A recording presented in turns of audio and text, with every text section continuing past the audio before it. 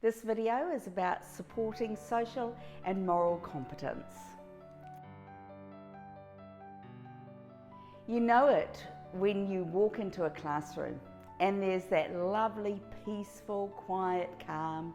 You know people are just humming along, the learning is happening, there's great interaction, there's just that sense of peace. And when you walk into the classroom, it's just beautiful. We'll really cherish that moment because it won't last long. It will change. As sure as eggs are eggs, and as sure as, daylight follows night, that peaceful calm, something is going to happen. And so we need to be prepared for that something. What if, more often than not, the classroom is a place of tension or a place where there is arguing and it's just not right? You just know it in your gut. Things are not right. What do we as teachers do? How can we turn things around? How can we help that child that's not at peace? When there's no peace within the atmosphere, or when a child is finding things really, really emotionally difficult. Social and moral competence helps children to interact with each other, with their peers, and maintain that positive atmosphere and those positive relationships. Social and moral competence is critical for future learning success.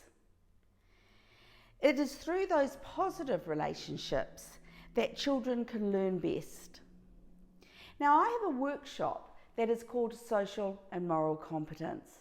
And within that workshop, you're going to learn a number of things, what we call the little tricks of the trade, things that are going to help and enable you to have that peaceful classroom, to have that learning environment.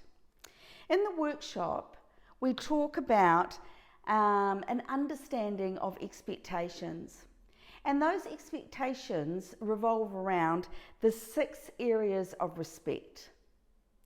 We also talk about the importance of giving very clear and accurate and achievable instructions. We talk about the importance of consistent routines, developing care and empathy for others, how to build resilience, how to build that bounce back when the world seems to crumble and there's a huge tantrum. How do we get over that? Knowing the 3 things that parents and teachers do to undermine the children's ability to obey or undermine their compliance, and how to achieve the power of once. I hear this so often, parents going 1, 2, 3, and you think, well, why not count to 10? Why is 3 the automatically, the cutoff point? And so we talk about whether that works or whether that doesn't work. And as teachers, should we even do that? And so there's a better technique. It's called the power of once.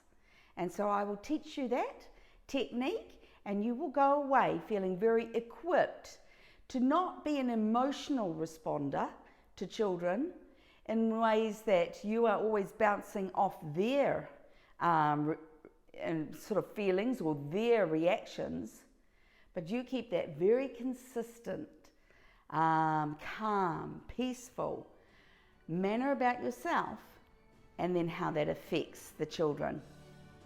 So implementing these strategies that you learn in my workshop, it will create that calm, peaceful, harmonious and relaxed environment, which will enable children the ability to learn and to grow.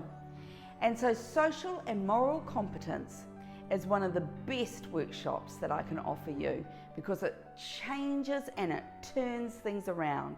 You will feel equipped and you'll feel stronger and you'll feel happier within your classroom.